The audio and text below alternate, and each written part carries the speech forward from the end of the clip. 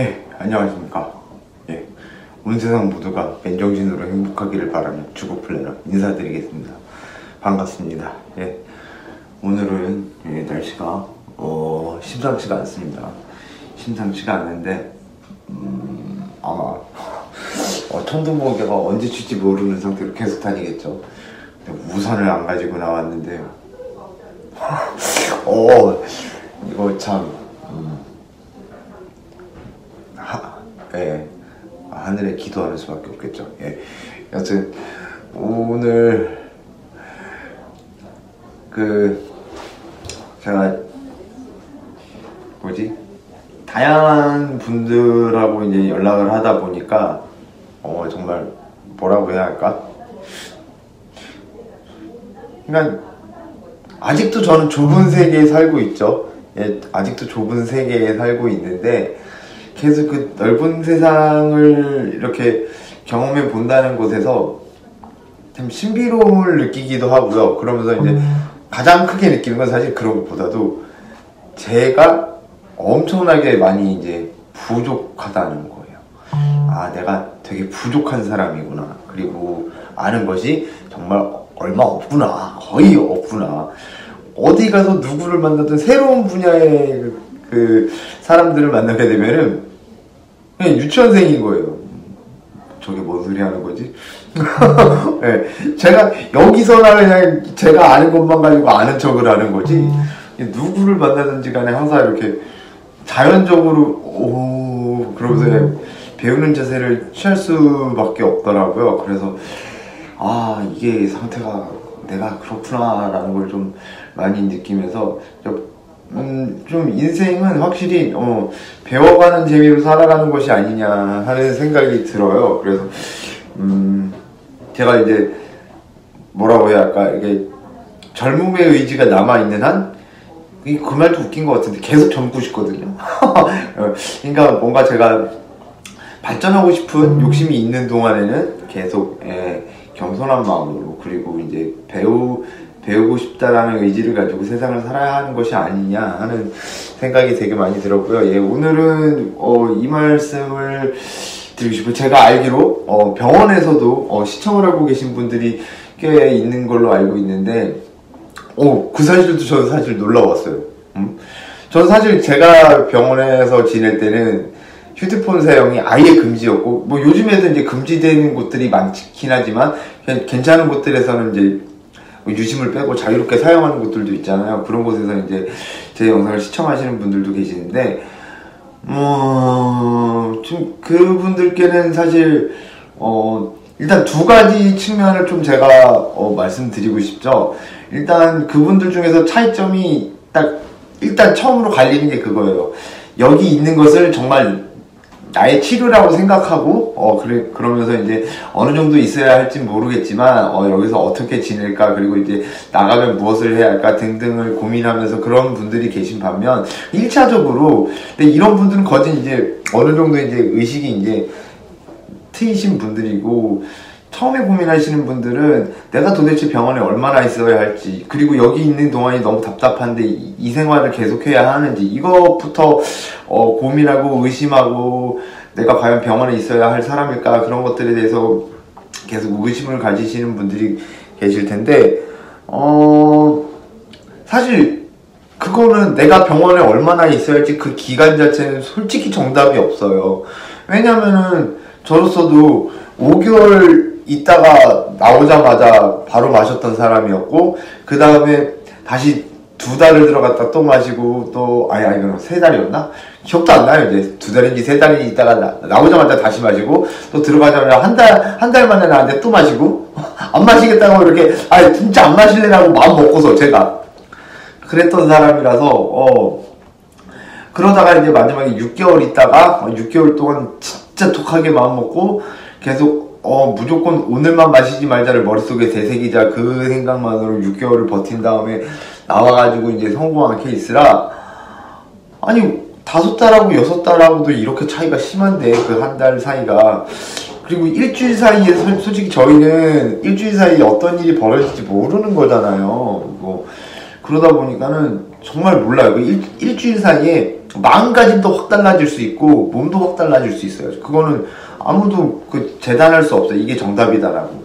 그렇다 보니 당연히 안전빵으로 내가 정말 밖에 나가서 어떤 유혹에 많이 흔들리지 않고 가고 싶다면 병원 생활을 좀 길게 잡는 게 좋지만, 근데 경제적 여건도 고려를 해봐야 하고, 그리고 병원이 어느 정도 나에게 맞느냐 안 맞느냐도 바라봐야 하기 때문에 사실상 이 부분은 엄청나게 가족분들도 그렇고 입원을 이렇게 도와줘야 하는 그런 부분들에서 정말 쉽지 않은 것 같아요.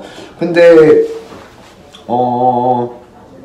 제가 만약에 병원 원장이라면 아무래도 조금 더 있는 것을 권장을 할 거예요. 제가 병원 원장이라면. 왜냐면 만약에 이 사람이 나가자마자 다시 똑같은 실수를 반복하고 다시 들어올 것 같으면은, 그러면은 사실상 병원 입장에서는요, 그냥 돈만 생각하잖아요. 퇴원시켜달라면 퇴원시켜주면 돼요. 왜냐면 다른 데 갈 수 없어요.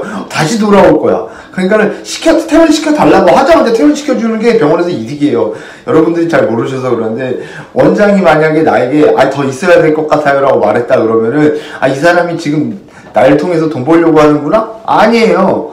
여러분들 그건 정말 제대로 알고 계셔야 해요. 내가 병원 원장이고 돈을 벌고 싶다 그러면은, 괜찮으신 것 같으세요? 태어나세요. 바로 이럴 거예요. 왜? 가자마자 다시 들어올 거 뻔하거든. 그러니까는 그런 식으로 그렇게 하지 않아요. 웬만해서는 의사분들을 요즘에 이슈도 있고 해가지고 안 좋아하시는 분들도 계시는데, 99%의 의사분들은 정말 환자를 생각을 합니다. 진정으로. 네. 근데 아닌 분들이 있어서 그렇지. 그래서 여러분들이 좀 병원에 입원해 계시는 동안에 그런 부분들을 생각을 하셔서 좀 주치의분들과 주치의분들을 믿고 상담을 하시고, 물론 아닌 경우도 있을 수는 있는데 대부분의 경우는 주치의분들은 아마 여러분들을 위해서 생각을 해주실 겁니다. 그리고 제가 요즘에 단톡방에서도 그런 얘기들을 보는데, 병원에 입원해 있는 동안 병원에 대해서 안 좋은 얘기들을 엄청나게 많이 하세요. 저도 있어봐서 아는데 안 좋은 점 투성이에요. 답답한 거 투성이고, 그리고 병원마다, 저도 안 좋은 병원에 있었기 때문에 시설이 저는 그냥 거기서 적응해서 그렇지, 사람들도 적응하기 나름이긴 하지만 기본적으로 솔직히 다 아파서 이거 아파서 들어온 사람들이잖아. 솔직히 까놓고 거기 있는데 제정신을 유지하고 있는다, 그런 자체가 기적적인 일이기는 해요. 그런데 여러분도 반드시 알아두셔야 하는 게, 밖에서 생활을 보셔서 아시겠지만 밖에서 멀쩡하게 집에 혼자 있으면은 이겨내지던가요? 쉽던가요? 차라리 거기 있는 사람들을 보면서 반면교사를 삼아가면서 좀 하루하루 버티고, 그리고 병원에 있는 동안에도 사실상 자신이 할 수 있는 거 되게 많잖아요. 저 같은 경우에 병원에 비치돼 있는 책 다 읽고요. 저 혼자 공부할 거리 쫙 만들어가지고는, 심지어 저는 밥 먹는 상 있잖아요. 우리 거기다가 키보드를 그렸어요.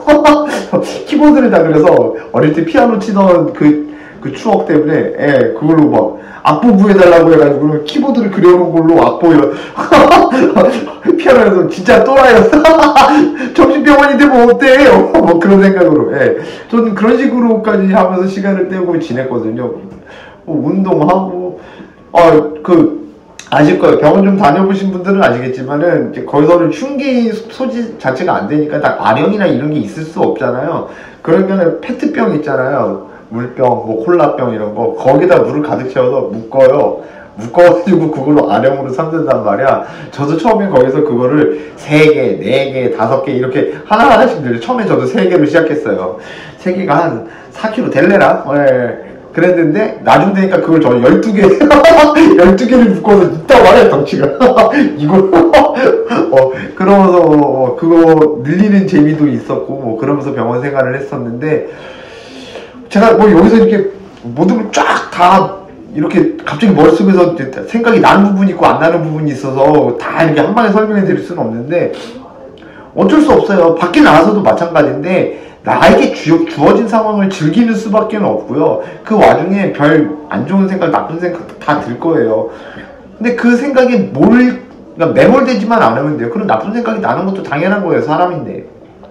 탈출 계획도 세워지는 거고, 아니면은 이제 면회 오면은 면회했을 때 뭐 가족분들한테 어떻게 할지 뭐 그런 것도 생각이 날 거고 막 그럴 텐데, 가장 중요한 건 있잖아요. 거기 병원에 계시면서 예를 들어 뭐 복수심이라던가 아니면은 뭐 어떤 피의식이라던가 그런 것들을 털쳐버리는데 가장 중심을 둬야 할 것 같아요. 예. 안 좋은 생각을 가지고 나에 대해서 사람들이 나에 대해서 안 좋게 생각하고 있다라고 그렇게 인식을 하면서 그렇게 지내다가 나오면은요, 그런 사람들 중에 단주 성공하신 분들 거의 본 적이 없고요. 그리고 그런 분들은 단주에 성공했다 쳐도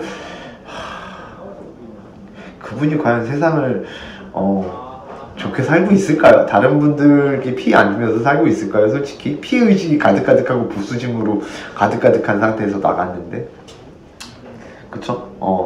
저는 사실 정말 까놓고 솔직하게 말씀드리면은 안 좋은 사람들까지 도와드리고 싶지도 않고 그런 분들이 저를 좋아할 리도 없고요. 그쵸? 그렇습니다. 저는 여튼 그렇고요. 그래서 좀 오늘은 좀 병원 생활에 관해서 이제 말씀을 드려봤는데, 사실 정말로 이거는 진짜 어딜 가든 마찬가지예요. 병원 생활뿐만 아니라 인생 사는 것도 그렇고, 예를 들어서 갑자기 내가 풍랑을 맞아서, 배 타고 가다가 풍랑을 맞아서 어떤 섬에 떨어졌어. 그래서 그 배에 같이 타고 있던 사람들하고 그 섬에서 같이 살게 됐네. 거기 있을 땐 또 안 답답할까요? 거기서 어떤 일들이 벌어질까요? 거기서 잘 살려면 어떻게 살아야 할까요? 그런 섬에 느닷없이 떨어져서 여기서 적응해야 한다 생각해 보시면은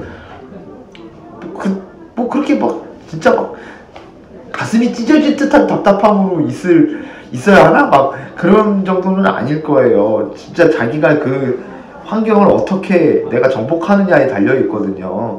물론 저야 워낙에 마지막 병원 생활을 고인물이 되다 못해 고인물 끝판왕으로 있다가 이제 나오다 보니까는 이렇게 편하게 말씀드리는 걸 수도 있지만, 그렇다고 해서 제가 처음부터 병원이 다 마음에 들어서 병원 생활에 다 적응해서 그랬을까요? 아니죠. 저도 처음에는